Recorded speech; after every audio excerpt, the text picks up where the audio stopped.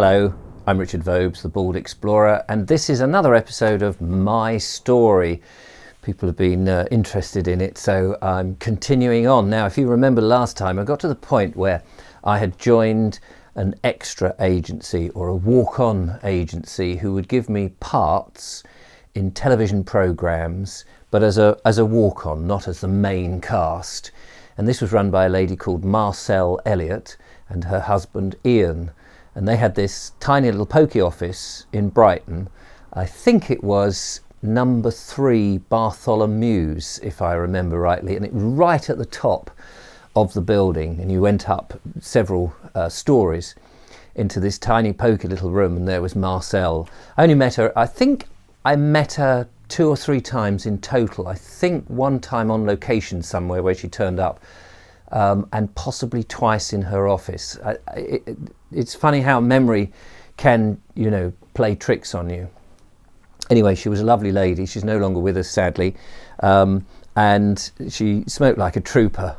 And as you may recall, when I last spoke to you, I said that I joined up the agency and I was waiting for the phone call. Well, a phone call came unexpectedly, as these things did. And now here's a funny convention that, they would all, the agencies, and I joined several agencies over time, would always say, "Are you free on the 3rd of December?" or whatever the date was. And of course I would always say, "I'm not free, but I am available." It was just a sort of running gag, really. Anyway, phone call came in and Marcelle said, "Richard, I've got a job for you." And I said, "Oh, great." She said it's for Polaroid. And I said, "Oh." She says it's for a Billboard campaign. They're going to put billboards all around London, like you see, for Polaroid, showing off a new camera, I think, back then, or a new film or something like that. And they've selected you from the book. And I thought, wow, they've selected me, blimey. So it was worth going in the book, you see. So she said, yes, the studio's up in South London, around Battersea, somewhere around there. And it was for I think the following week, whatever. And she gave me the address and she said, just turn up in just ordinary casual outdoor clothes, a light jacket, jumper and trousers, that sort of thing. And then if they need to tweak it and change it, they'll do it at the studio. I said, "Oh, fantastic. This is really exciting. Thank you very much." So I was very, very excited, and of course I was telling my friends, "Oh, I've been chosen for a Billboard poster. There's going to be my face plastered on this poster in a Polaroid advert all over London." And I was very excited, and I thought, "Oh my gosh, this is not what I expected." But I was absolutely thrilled. I thought this is probably going to be the beginning and the making of me. And I thought, I won't be able to walk in London, will I, with my face beaming out of every billboard? How are we going to cope with that?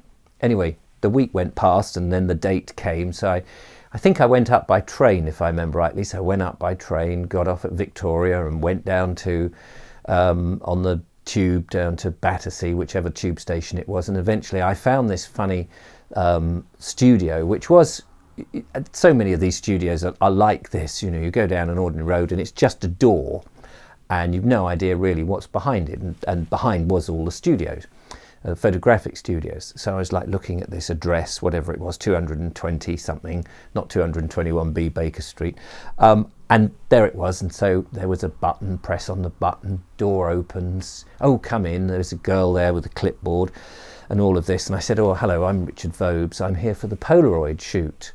I was incredibly nervous at this point, as you can well imagine, never having done this sort of thing before. So in I go, and she says, "Oh yes, I'm so pleased you're here. Thank you very much." She said, "Would you mind waiting in the waiting room, and we'll come and chat to you about what's required and all of that shortly." I said, "Oh, okay. No problem." So off I went, and there was this door, and I opened the door and went into the room. Well, the room was packed with loads of other people, all in light jackets and jumpers and trousers and outdoor dresses and things like that. And I suddenly realised, whilst I may have been picked from the book, it wasn't just me that was going to be in this picture or on this billboard. And because Marcel hadn't told me that, nobody had told me that until I got there.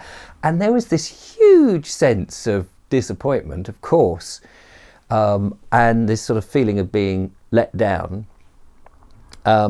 Anyway, went in, everybody was very nice. It's, oh yeah, where have you come from, mate? I've come from Worthing. Oh yeah, I've been to Worthing. And you know, there was friendly banter, very nice people. And then about half an hour or so later, we were all called through into this studio where we stood on a ramped stage. And basically we just stood there, and about half a dozen pictures were taken of us under these lights on a ramp, and that was it. And the photo, the billboard, I never saw the billboard, but you could imagine it was just a group of about 50 odd people all smiling at the camera with some slogan that said, you know, Polaroid for the instant moment or something. And then that was it, and away we went. I mean, it was easy money. I can't remember what I got paid, but I do remember thinking, I learnt my lesson on that one. How extraordinary. Well, the phone rang quite a few times after that, and the thing was, you always said yes. You know, Marcel would ring up and say, Richard, are you available on the so-and-so? And you'd go yes. Even if you had other things planned, you would shift it because it was work. I was self-employed now, and this was the only way I was earning a living, apart from the occasional teaching job. So you would go, yeah, no problem. And I suppose it must have been, let me see, a 10-year period, if maybe 15 years, I don't know. A long period. I did a lot of extra work and a lot of walk-on work and the occasional lines work. So, for example, I appeared in Waiting for God, which was a TV sitcom, I think. Now, I never watched Waiting for God. Now, there's a lot of people who remember it, and I think if you go on whatever that IMB website, that movie-based website, whatever, it gives people accreditations. I think that I come up as being an ambulance man in Waiting for God, and I had an actual line. Now, I can't remember how soon after joining Extra Agency that I got that. I think it was some time after that, but I don't really remember much about it. I turned up, I had this script, and I had about one longish line. I can't even remember what the line was, but it's the sort of thing that when you have very few lines, you worry about getting them right. You don't want to stumble, whereas if you've got 100 lines, if you stumble on one, nobody notices. But when you've only got one line and you can't get it right, clearly, you know, you look an idiot. So I was quite concerned about that, but actually it went incredibly smoothly, and so smoothly that I vaguely remember it. I don't think I met the main cast. I think they were in a house at the end of a drive, and I just had a few lines to say, I think to another bloke, another ambulance driver. I can't really remember, so nothing terribly exciting. One of the other things, I mean, I was in so many different programs, so Poirot, EastEnders, only did one day in EastEnders, and I vaguely remember that. What else? London's Burning, I think I did 2 or 3 days on that. Nothing, again, terribly memorable. Often you did these weird jobs. You never always met the staff. It might be just a bit on location somewhere, and there might be a bit of chat going on here and you're just walking behind. Sometimes it's as simple as that. But because I was in my 30s, and because I had very short hair because I was going bald and I'd kept it cropped really low, Marcel always thought, right, yeah, you're great because you can be policeman, ambulanceman, fireman, soldier, anything sort of militaristic, all those sort of jobs. And I got loads of those, and there's some more stories to tell you about that. But one of the main jobs that I did, and I was very lucky really to do this because it gave me regular income, was the TV series The Bill, about the police series. Everybody probably remembers The Bill. And they'd already had one successful series, which I think they filmed in East London somewhere. And then, for whatever reason, in the new series at the time, they decided they needed to have a purpose-built building, or rather not purpose-built, but an actual building that they could hire for a long time. And they hired this building in Bowlby Road, which I think was an old school, an old Victorian school. And they turned it into a Victorian police station. So they stripped out, obviously, anything to do with the school and repurposed it as a ongoing Victorian police station that had been improved up until this was in the late 80s and early 90s. So it had that sort of look about it. It had a front room, or a front office rather, where people come in and say, oh, my car's been stolen, or I've lost my cat, or whatever. It had the back room where prisoners and criminals arrests were made, and then they had a couple of cells where people were held overnight. All of these were just sort of been made up, so the cells had wooden doors that looked like they were heavy metal doors. Lots of corridors, and then upstairs you had the detective's office, and of course there was a canteen area. It's because they did scenes in the canteen, and lots of corridors, which they used a lot. And in an old Victorian school, you can imagine the corridors, because The Bill was one of these programs that was filmed very much not on tripods, but handheld camera work, and it gave that feel of being fly on the wall. It was quite a lot of camera movement. It would be shooting down here and moving down here. Big cameras in those days, with a snake of leads and a whole load of people who were following the camera and guiding the camera, and lights carefully. Well, a lot of the lights were natural lights, but special bulbs that produced slightly brighter light or more whiter light, so it all looked good. And of course, as an extra, and I was on this, I was absolutely fascinated by the production, how the techniques, how they did it, how they filmed it, how they lit it. And in between everything, I would often ask and chat to the crew rather than the cast. The main cast some of them were great. The older ones were great, and they would spend time with you and have a good old chinwag. The younger ones, who were straight out of drama school and things like that, they looked down on us extras a lot. Some of them did, not all of them. I'm not going to name any names. The older ones were great, because there were, in the extra, this pool of extras that were doing this on a regular basis.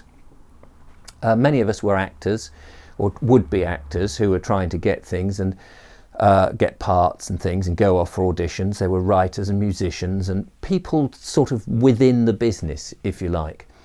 And the concept on The Bill was simply that in this new series, they wanted to pepper the background staff with a regular bunch of people, so that viewers would see the main cast, but they'd also see the background cast and see, oh, there's that, well, I wasn't completely bald then, but there's that semi-bald bloke.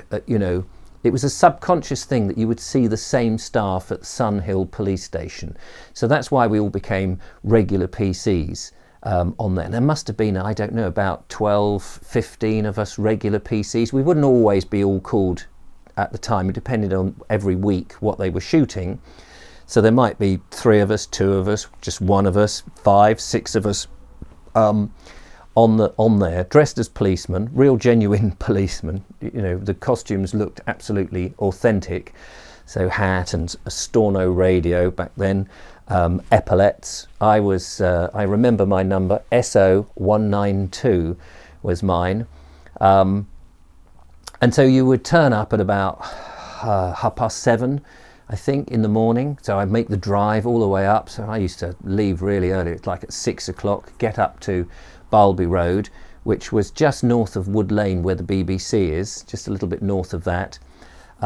You park up, because I was driving at that point, and you'd go and have breakfast. and that was you'd have these, massive breakfasts of bacon sandwiches, fried egg, hash browns, whatever you want, peas, beans, huge big canteen, and everybody was entitled to have breakfast there.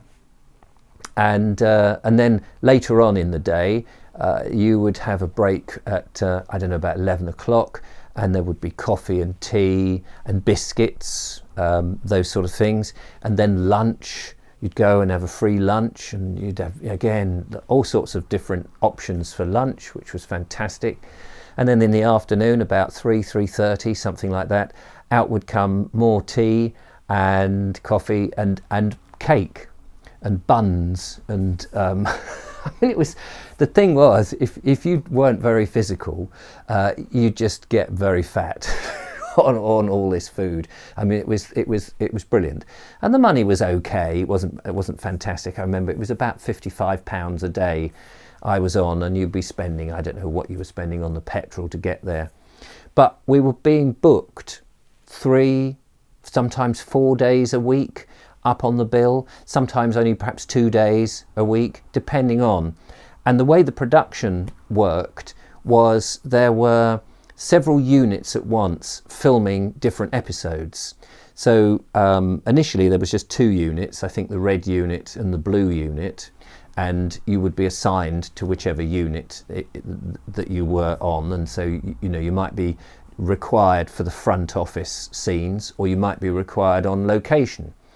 But as the series got more popular, and then there was an omnibus edition, I seem to remember, on a Sunday, they needed more units to churn these programs out, because effectively it was a factory program. It was just like churning these episodes out.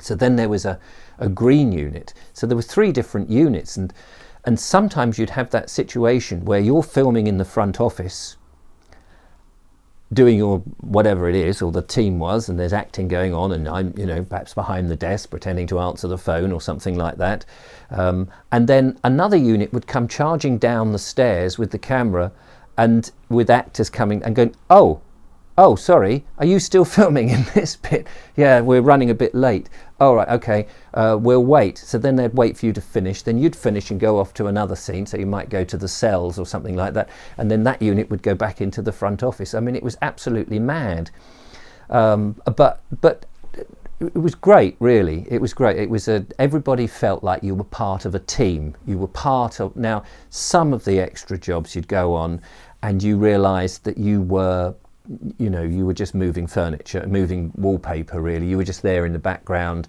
Nobody wanted to talk to you. They didn't really think of you as having any talent or any skill or even part of it. You were just, members of the street walking about. But on the bill, even though you were just an extra, you were very much part of it. And you built up great friendships with many of the people, the main cast, and the wardrobe people and everything. It was great fun, and I enjoyed it very much. And so I did that for a long time, and then they moved. I think there was something to do with the Channel Tunnel being built and a terminus or something, but for whatever reason the lease ran out at Barlby Road, and then they moved to Merton in an industrial estate. And what they did, very clever, they built a replica of the police station as it was in Barlby Road, inside a great big one of these industrial estate warehouses with fake walls. So whereas before it was a genuine brick building, they built exactly the same shape, but as a set. And so we moved, and so we'd be so used to everything, behind what door, certain doors on the set would open actually to not a changing room, but certain doors would just open into loos or something on the set, which never opened in the programme, but you'd open that room and there was something else. And other doors were just complete fake, that you never saw anybody walk through at all, and they were just fake doors, just to add to the effect. Well, when we moved to Merton, the things that went through the door, the rooms behind these doors from the set, were completely different. So you might go in, open the door on the set, and it might be a makeup department, or it might be props that it wasn't before, which was very disorientating, I can tell you, because you'd had this mental map of the set before because it was a real building. Then they recreated it, and then as the program got more and more popular and they were making out more programs, instead of having all these units banging into each other, they built a second set on the same site, which we called the duplicate set.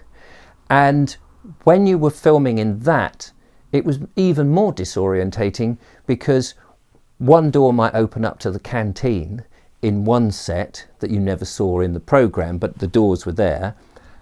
When you were in the duplicate set, they may not open at all. And you go, oh, hang on, where am I? Oh yes, I'm in the duplicate set. So it was crazy. Anyway, my claim to fame in all of that, and I'm going to tell you more about my extra work in the next video, but my claim to fame on the bill really was white shirt behind frosted glass at the end of the corridor. That was my main bit of acting. No, I'm only joking. We did do a lot of that, but it did have a few lines, a few going into Sergeant Cryer's office and saying, "Here you are, Sarge," or "He's over there," or would record some stuff on the walkie-talkies and bits and bobs.